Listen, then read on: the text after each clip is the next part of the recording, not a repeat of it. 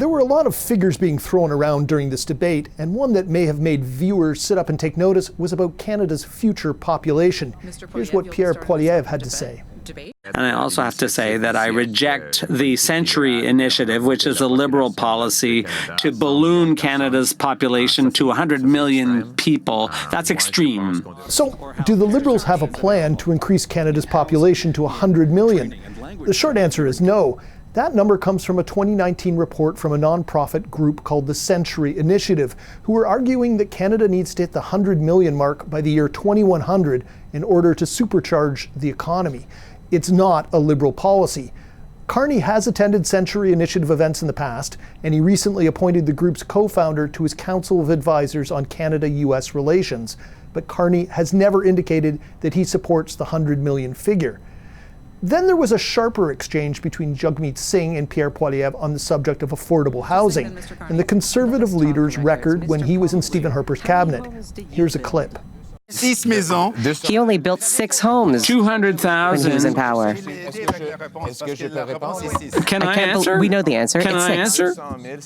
It was 200,000 that year, and the cost of the average home was $450,000. So thanks very much for reminding everyone of my record. It was a good record.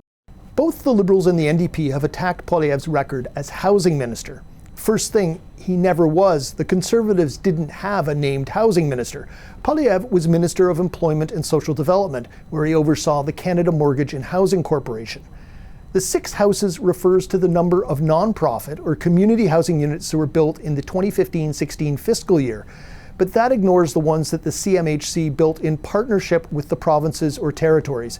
If you count those in, the number is closer to 4,200.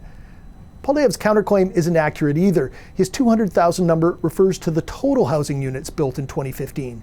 That includes detached homes, condos, and apartments. Only a fraction of those would have been classified as affordable or have had anything to do with the government in Ottawa. Finally, Yves-François Blanchet, the leader of the Bloc Québécois, usually takes center stage in the French language debate, and he made a claim about Mark Carney's position on pipelines. Here's what the Bloc leader said.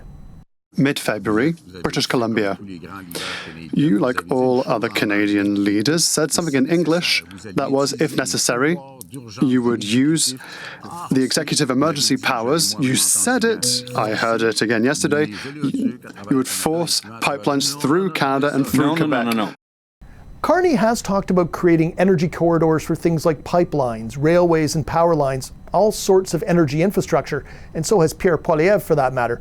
But the new Liberal leader has not said that he would force them through Quebec or any other province.